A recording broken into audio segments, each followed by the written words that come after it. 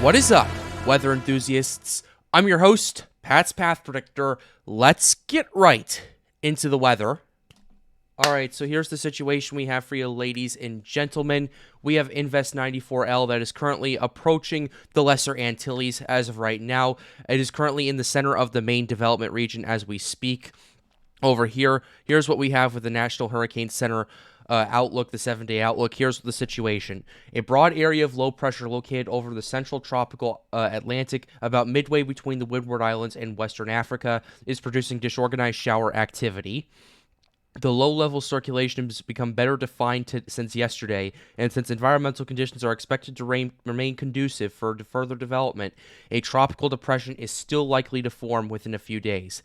The system is forecast to move westward or west-northwestward across the central and western tropical Atlantic during the next several days. So once again, we now have a 30% chance of formation in the next 48 hours, a 70% chance of formation in the next 7 days. Let's go ahead and go back to the last 24 hours to get a better understanding of what really happened. Here's what we were at 2 p.m. Yesterday. We were at 40 and 80%. We were at 40 and 80. Then we went down to 30-70. Then we went down to 20-70, and now we're back up to 30-70 at this current point. So the chances, at least in the short term, have decreased quite a bit, but in the long term, they've remained stable around 70%. So definitely something down the road is going to organize and develop at this current point.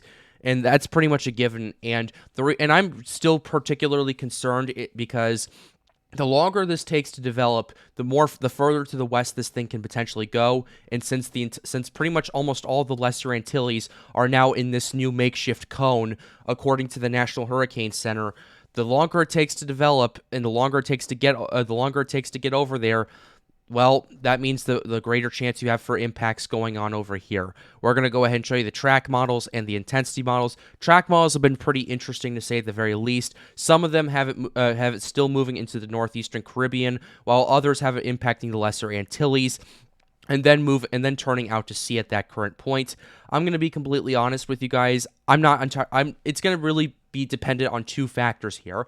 The first factor it's going to be depending on is when the steering currents do inevitably collapse, because if they collapse earlier than expected and this thing starts really ramping up in intensity, then it's going to push out further to the east, which would be good news. The other factor it's going to depend on, I kind of just alluded to it, was basically how quickly this thing is going to intensify. And if we go ahead and show you the intensity forecasts, it does not look like it's going to particularly be developing and strengthening that quickly. Next 36 hours, that's when we're starting to see the majority of the models getting up to tropical storm strength. I'll be honest with you, I even think that's a bit outlandish as of right now. I think 48 to 60 hours, based off of what I'm seeing on satellite and based off of what I'm seeing with everything else, is a more probable scenario at this current point. But either way, the longer this takes to develop, the further out west it's going to go, and the more impacts at land that we're going to see. So that's the situation we have going on with the track and intensity models right here. Invest 94L continues to be chugging at a very decent pace as of right now. If we go ahead and show you the current storm, 94L, maximum winds are at 20 knots, pressure's 1,012 millibars. Its current location is 9.5 degrees north, 38 degrees west. And that's what we have going on with 94L, with the central location at this current point. So, ladies and gentlemen, a lot to cover for you today. And as we continue to get into this active weather period, be sure to check out my friends over at Prestige Weather Consulting. They do one-on-one individual weather consulting catered to your local area. For more information, be sure to check them out in the link in the description down below. And be sure to use the code PREDICTOR for 50% off your first month. But with that being said, we're going to go ahead and next show you some conditions to kind of give you a better understanding of what we're looking at as well. First thing we're showing you is the global sea temperatures, 30-plus degrees Celsius, pretty much from where this thing is over here. It's around 29 degrees Celsius or 84 degrees Fahrenheit for those of you who live in the United States and Puerto Rico, but 30 degrees through much of the MDR, much of the Caribbean Sea, and even parts of the Atlantic south of the Bahamas right here. So that's the situation we have going on with the global sea temperatures, still very piping hot waters, still very record-breaking water temperatures for October, especially in the Caribbean Sea and Gulf of Mexico. Northern Gulf is starting to cool off quite a bit. That's mainly due to the fact that it's fall over there in the deep south, and it's starting to cool those waters down as we continue to speak in the Northern Gulf. The Gulf Stream in the parts of the Atlantic still piping hot at this current time, so we'll have to see how this whole thing plays out and what threat to land that Invest 94L will bring towards the Leeward Islands especially. Next thing we're showing you is the ocean heat content. Where 94L is right now, it's in an area of around 50 ocean heat content, so not particularly that much going into it. However, as it continues to move further and further to the west, it's going to start moving into maybe 75 OHC, and the greater these OHC values are, the more fuel and the deeper the very warm waters we just talked about are. So first we start seeing maybe 75 OHC, then up to 100 OHC, then 150 OHC as it approaches the Leeward Islands over here. So this is something that we need to pay attention to, and if the conditions are just right, then we are looking at a potential for a very large scale development at this current point in time. So that's what we have going on with the ocean heat content. And I'm paying attention, especially as it's approaching the Leeward Islands. We're going to have to see how that plays out with all the OHC that is still there. It's just, it's not giving me a good feeling at this current point. Last thing we're showing you is the wind shear. And the wind shear across a lot of these, the Atlantic, is starting to increase quite a bit. In fact, in the Gulf of Mexico, we're starting to see areas of 70 to 80 knots of wind shear. We're seeing 90 knots of wind shear off the coast of North Carolina at this current point. But in the Caribbean and parts of the main development region, wind shear is still incredibly low for at this current point.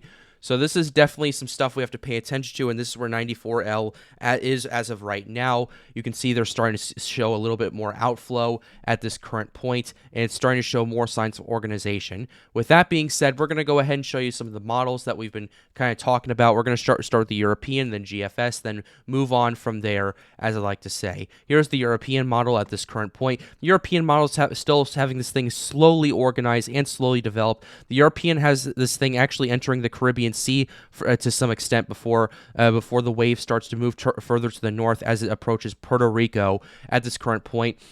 However, the European is having a hard time developing this at this current time until it gets off away from Puerto Rico. So according to the European, the flood threat is there. I'm going to be completely honest. I feel like that's a bit too conservative given all the conditions that we're seeing at this current time. So that's what we have with the European. Next model run we're showing you is the GFS. GFS has been very interesting to say at the very least. GFS is actually having this thing completely opposite to the European, and this thing developing at a much quicker pace.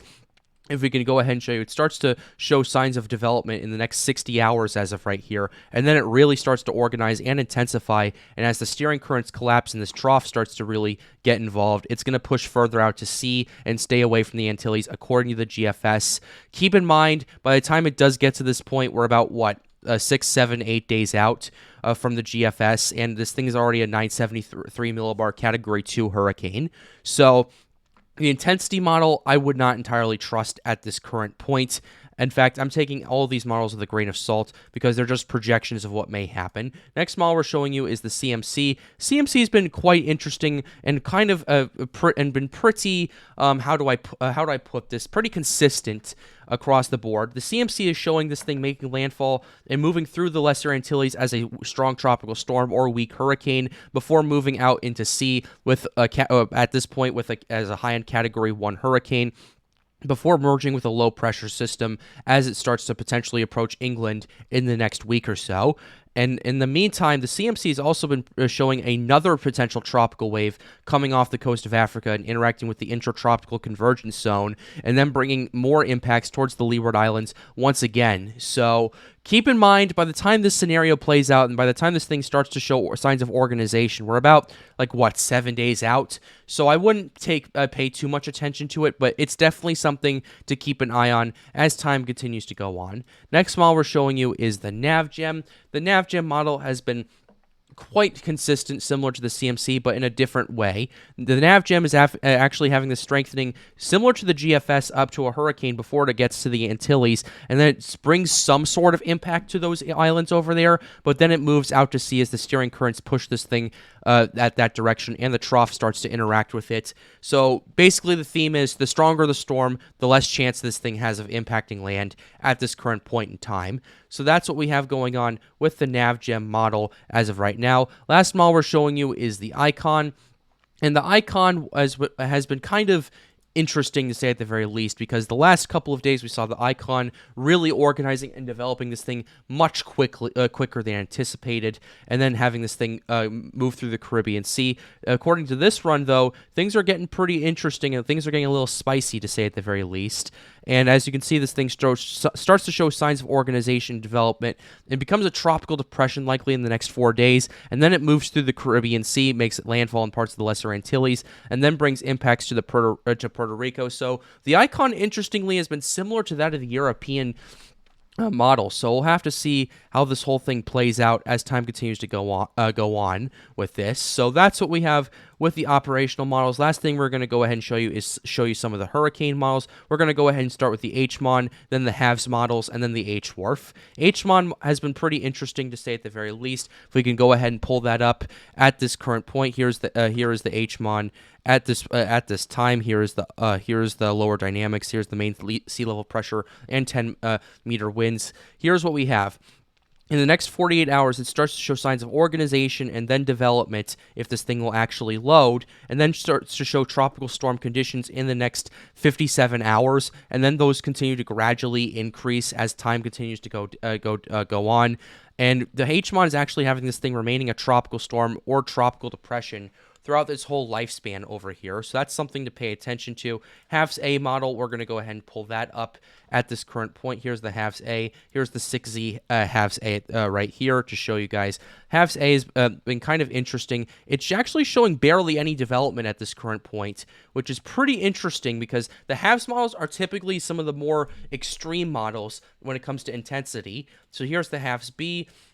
HAVS B has been pretty interesting. HAVS B is having this thing potentially get up to tropical storm strength briefly, which I find kind of odd, to be honest, because the conditions are definitely there for that development to happen. And last thing we're going to go ahead and show you is the HWRF at this current point, if this thing will actually load. Here we go. And here's the 6Z, because that's the most recent full one we can get out for you. So this thing starts to show signs of organization and development, and then starts to show tropical storm strength, and then it eventually becomes goes down to hurricane strength at that point as it gets down to the 980s. Millibar system right there, and it continues to organize and strengthen potentially up to a Category 3 hurricane at this current point. So this is definitely a lot of scenarios we need to pay attention to. The GFS is calling for a hurricane, the HWRF is calling for a hurricane, the CMC is calling for a hurricane, the NavGem is calling for a hurricane, everything else is calling for a weaker storm. We're not sure what's going to happen, so we're going to keep you updated here on the Pat's Path Predictor channel. But with that being said, we're going to go ahead and close the video out right here. I hope you enjoyed it. Be sure to leave a like, subscribe to the channel if you are new. It helps us out, helps us make more videos like these. The goal of this channel is to get more people engaged with weather. But with that being said, have a wonderful day, guys.